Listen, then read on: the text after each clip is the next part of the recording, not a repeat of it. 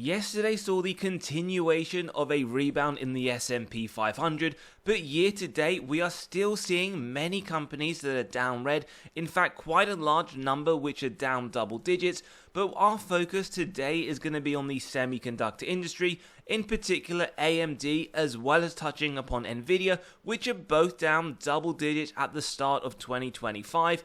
But one thing we also want to highlight is that investors are starting to get a little bit better in terms of sentiment. Whilst we are in extreme fear, we are starting to move out, and soon we may enter into the fear, which is shown in the positive rebound we have seen in the stock market over the last few days.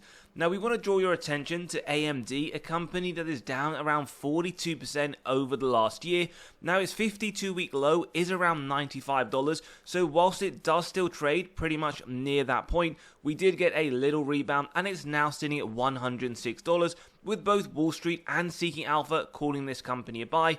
And as we highlighted, year to date, not great at all. But if you've been a longer term shareholder, well, you would have massively outperformed the S&P, up 3,806%. Now today we want to go under the hood of the company, look at their financials, get to our own valuation, but we also want to cover the implications of the keynote from Nvidia that took place yesterday and the possible effects it could have on the company, and give our thoughts on whether or not we still see this company as a buy right now. One thing we would say with Nvidia though is over the next 4 quarters, they do anticipate still a large double-digit growth to the earnings per share. That is for the full year of 2025, whilst also over the last 4 quarters, outperforming analyst targets, giving them a 100% track record, and based on $4.69, they're now trading at a forward valuation of 22.3, and that isn't that far off the sector median. In fact, you are paying only a slight premium, but the thing that we really want to draw your attention to, historically this company has traded at 41.6, so right now they're trading at a 47% discount than their own historical values, and that is what we would start off in terms of considering whether to do a deeper dive on a company, and right now it does look like it could be severely undervalued. Now their latest earnings, their top line revenue came in at a 24% jump year on year, with the large bulk being the data center. We're going to touch upon this, it is quite key in the episode today, up 69% year on year. And another thing we have noticed is efficiencies on their gross margin, up 3 percentage points year on year. They're operating up 6%. However, their bottom line net income did drop by around 5 percentage points. Now you have to question whether or not the company does deserve to trade in line with the sector. In terms of their growth, where they get an A, year on year revenue is up 14%, forward looking up 20%. That is well above the sector in the mid-single digit, so actually we could be seeing a case right now of AMD's valuation being suppressed in line with the sector, but their metrics are showing they are increasing their revenue at a much faster rate. However, whilst they are trading nearly 50% lower than their 5-year in terms of evaluation, their revenue over the period has been a lot higher at 34 and 26% respectively. But having said that, earnings per share is forecasted to grow 41% over the next 3 to 5 years, well above the sector at 15 and well above their own 5-year at 33. So whilst revenue is growing at a slower rate than what we've seen historically, their earnings per share is expected to grow faster. Their profitability is also something that does come under scrutiny. Their gross margin sits at 53%, above the sector at 50, above their own 5-year at 48, and their bottom line 6%. We did highlight just minutes ago that they actually saw a drop from the same quarter last year. As noted, on average over the last 5 years, it has sat higher at 11.4, but against the sector median, they are a lot more profitable on the bottom line, as noted here at 4.1. They also have increased the amount of cash they've been generating from operations, 3 billion, when over the last 5 years, this is sat at 2.3, and they also generate a significant amount more of cash than the sector, which sits at 106 million. Now we've already touched upon that over the last 10 years, AMD has massively outperformed the S&P, 3,806, S&P doesn't even compare at 175. We also want to highlight that this remains true when we do look over the last 5 years. AMD up 167, S&P 136. But when we look over the last year, the S&P has actually outperformed, and the same does hold true even though both of them have returned negative. The S&P slightly smaller, negative 3.5. So in the shorter term, AMD's performance is very poor. That is why it does have the nickname Advanced Money Destroyer, as well as others that many have given. But what we have noticed now is that sentiment is following the price. As the company's shares do get lower and lower, investors are starting to get more bearish. Yet when this company was trading significantly high, investors actually did like this company, did like the prospects moving forwards, and right now we want to understand whether or not it is right to be bullish or bearish. We do also want to highlight that the company has a very strong balance sheet given the net debt to EBITDA from 2019 is 0 and expected over the next year. This effectively tells us the number of years it would take Advanced Micro Devices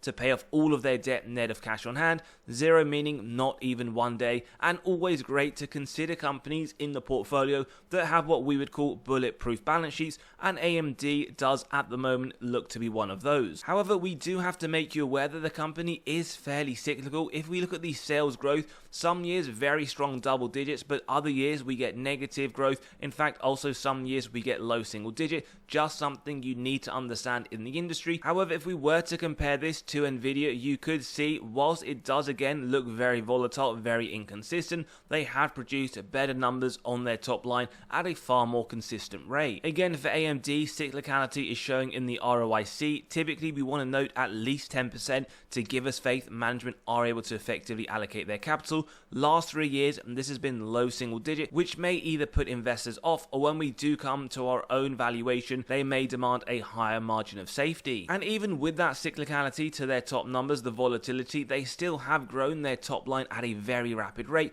going from 4 billion in 2015 to 26 billion in 2024. And the other thing we wanted to pinpoint here is that they have been diluting your position as a shareholder over the last 10 years. Now, if you are a newer shareholder, one that has seen actually the share price decrease, this isn't a good sign. They're diluting your position. However, for longer term shareholders who have seen massive growth to the share price, this might not be a main concern. However, right now, this is something that investors need to keep an eye on. And it's always good to see what the institutions are doing with 71% ownership, 19 billion worth of sales over the last year. And in the same time frame, pretty much the same amount of buying. So in 2024, you could argue institutions have been neither bullish or bearish. But what we do want to point out is that in the most recent quarter, institutions did sell more shares than they did buy, but as always, you need to do your own due diligence. Don't copy what the institutions do. We're also going to show you some more information on this, which may be a bit more eye-opening. And insiders, whilst they have a very low percentage of ownership at 0.73, have been doing some movements. We actually get a very recent buy of around $500,000, but the selling over the year is significantly more at 36 million. And we will show you for full transparency who these insiders are. And what we will firstly highlight is that insider selling isn't typically what we call a bearish signal. They sell for many reasons, personal and financial. However, on the contrary, insider buying that we have noted here on the 7th of February by the EVP, around 4,600 shares, costing them $500,000, is what we would say is a bullish signal. Like the great investor Peter Lynch said, insiders buy because ultimately they believe the share price will go up. Now, if we just look at their latest earnings, which was in February, the shares did drop, although if you're a shareholder, at least in the most recent period, this is something you may be used to. And the main reason for this was their disappointing data center revenue. If we come back to this and you remember, it did increase by around 69% year on year, which you may believe to be a very strong performance, but looks like analysts wanted to see a lot more. And it wasn't too long ago at a conference where the CEO Lisa Su actually said that the increase to data centers will be around 60% year on year, at least until 2028, with a total addressable market around $500 billion, but analysts clearly did not like that 69%. And if we also show you, not only was the revenue for this segment up to 3.9 billion, that's 69, but in fact their operating income was up double from the same quarter last year, meaning data center, if they can continue to penetrate that market share, increase it in fact, and this could be a very good way for AMD to continue to increase their revenue and maybe back to the levels we have seen over the last 5 years. And as a bit of a side note, we just want to let you know that David Tepper, the billionaire who does manage Appaloosa Management, in fact added AMD to his portfolio not that long ago. You can see he bought around 65,000 shares, and if we look at his latest portfolio, whilst it it isn't a large percentage of that, it sits at 2.24, but you could in fact argue many of his positions are sitting at low single digit rates, so this is a fairly notable buy. Now we saw the keynote from Nvidia just yesterday where the CEO ran through many different things. The first one being that computing is at an inflection point, and what we are seeing here, something that we just highlighted with Lisa Su and the expectations. Analysts now believe that by 2028 this will be a $1 trillion market, that is specifically in relation to data centers. And if we just look at 2024, in the gold here we do in fact get the data center revenue element of Nvidia, and they haven't even captured half of that, so there is a lot to be gained from AMD, but also Nvidia as well. They are doing a lot in production where they want to get as much of that total addressable market as possible, and they also mentioned they see a lot of improvement across many different industries and that AI will be applicable to pretty much everywhere, and they want to take advantage, so AMD need to start considering how they can also improve. But Nvidia are already saying their demand is getting incredibly high with the release of Blackwell Ultra in the second half of the year. They even have the Vera Rubin ready for the second half of 2026, the Rubin Ultra for 2027, and even a roadmap, and also includes 2028 with the anticipated release of Feynman. And one area that we would also like to see from AMD is how they're considering the future, what they're anticipating, not just up to 2028, but we can see here Jensen Huang talking about robots. He believes this, on top of data centers,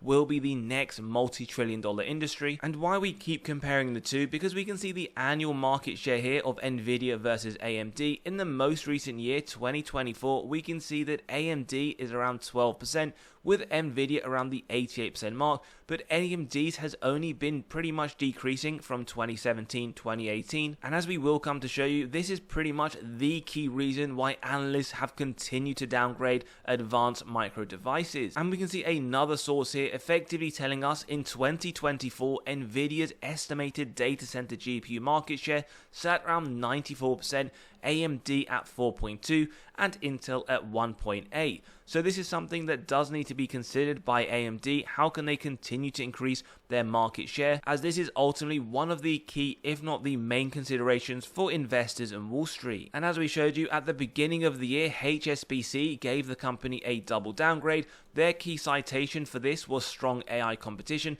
They dropped the company to $110 per share, and they called the future ahead for AMD a bumpy ride. Again, strong competition in this market. As we just showed you, they ultimately don't believe they can really penetrate the market anymore, given how strong of a company Nvidia is, their roadmap ahead, and the demand that they're getting from all of their customers. Again, the same thing that we did note from Bank of America. They gave it a downgrade, as they said, due to potential market share losses. Now, they did decrease it to 155, which at today's value is still a 50% increase, but they could also be looking to give it another downgrade, where again they highlight increasing competitive pressures. And even Goldman Sachs named this company as a surprise among AI chip picks for 2025, and not in the way that you would expect, not in a positive, more in a negative, with pretty much the exact same reasons that we did here.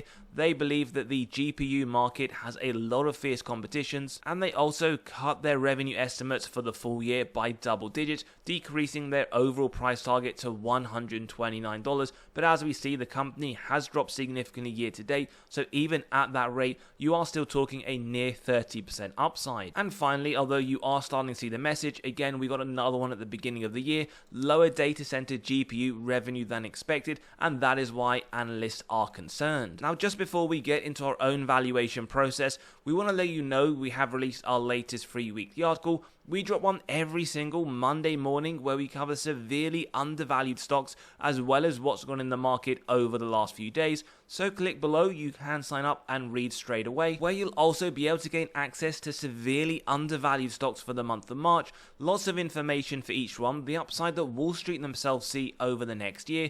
And on top of that, you can grab a recently released copy of 97 stocks that Wall Street themselves believe have the most upside in the S&P right now. So click below, you can sign up and read straight away. Now, jumping into our valuation for AMD, we get a price of $137 derived from the DCF model, where in fact we have the free cash flow year on year included for their most recent annual accounts. Now, average growth is negative. As highlighted, we can in fact see that they have gone from negative to positive for a number of years. Moving forwards, we've gone 25%, although please bear in mind these numbers are subjective. You can, as always, grab a copy of this model by clicking on the pinned comment below, running through your own numbers, whether in fact it's for AMD or any others, but based on 25% and essentially the discount rate, we get the present value of future free cash flows and terminal value, add together with the cash, subtract total debt, get to the equity value, divide by the shares outstanding, and we get to 137, which does indicate 28% upside. Now for those that are a lot more bullish, at the 30% point, we get to 190, which indicates 78% upside, and for those that are a lot more conservative, at the 20% point, $98, and that in turn gives us downside of 8%. In fact, it wasn't that long ago where they were sitting at that price, so you could argue right now, already baked into the numbers for AMD is around a 20 to 21% growth rate to the free cash flows moving forward. As always on the channel, we do like to take through the median rate of 25%, where we're not just done there because we like to add a margin of safety, where we use 10%, execute on that if it meets our 3 golden criteria: